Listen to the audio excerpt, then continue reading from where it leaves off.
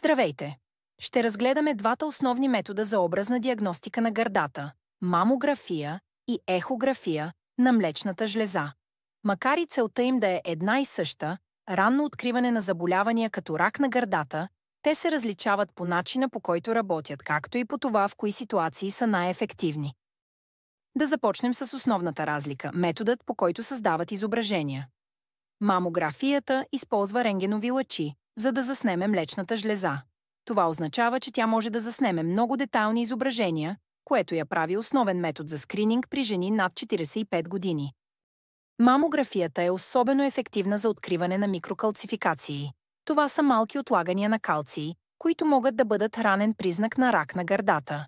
Важно е, че тези микрокалцификации често не могат да се усетят при физически преглед и няма да се видят на ехография. Има два основни вида мамография – скринингова и диагностична.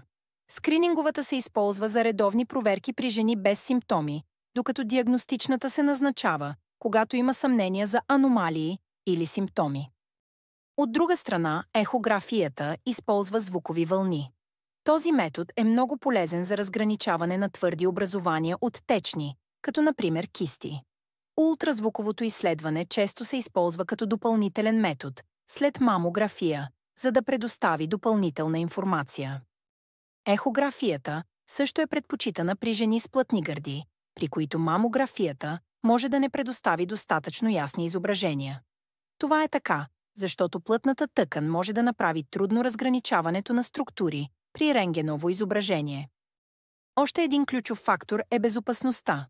Мамографията използва ниски дози радиация, което я прави подходяща за редовни скринингови прегледи, но не е препоръчителна за бременни жени. В такива случаи ехографията е по-добър избор, тъй като не използва радиация и е напълно безопасна. Мамографията и ехографията често се комбинират за най-добра диагностика. Ако мамографията покаже необичайни структури, ехографията може да помогне за уточняване дали това са кисти или твърди тумори. Тази комбинация от методи е мощно средство за ранно откриване на рак на гърдата.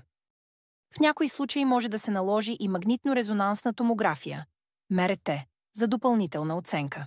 Това изследване се използва, когато и мамографията, и ехографията не дават достатъчно ясна картина. Колко често трябва да се прави мамография? При жените над 45 години се препоръчва веднъж на всеки 1 до 2 години, като част от рутинния скрининг за рак на гърдата. Ехографията обикновено се използва, когато има симптоми или при наличие на находки от мамографията. Какво е най-доброто за вас? Най-важното е да се консултирате с вашия лекар. Той ще ви посъветва кой метод е най-подходящ за вас, въз основа на вашите индивидуални нужди и състояние. В болница здравето ви очакват специалисти с богат опит в диагностиката на млечната жлеза. Можете да направите преглед с направление по каса или да запишете час за частен преглед. Свържете се с нас още днес.